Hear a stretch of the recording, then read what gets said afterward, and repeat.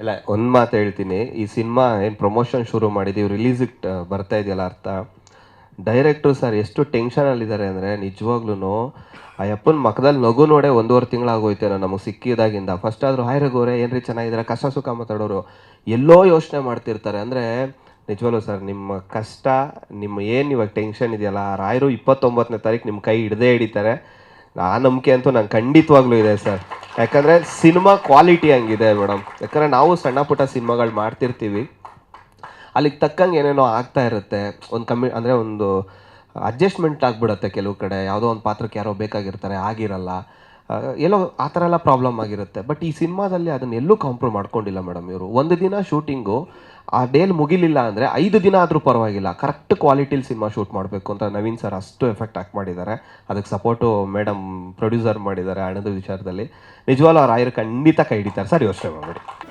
G Kannada news ಈಗ ನಿಮ್ಮ ಮನೆಯಲ್ಲೇ ನೋಡಿ, ಎಲ್ಲ ಕೇಬಲ್ಗಳಲ್ಲಿ ಈಗ ಲಭ್ಯ.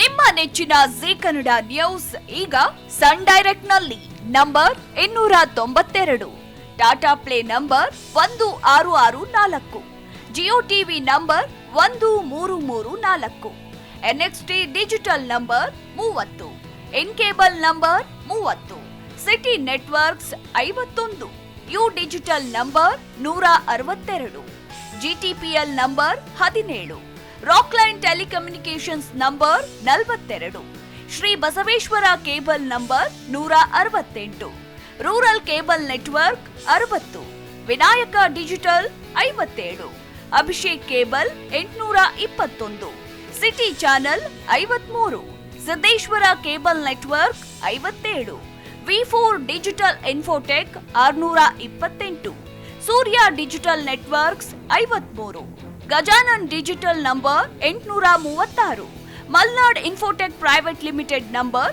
56, Metrocast number 830, Victory Digital number 167ರಲ್ಲಿ ನೋಡಿ ಆನಂದಿಸಿ.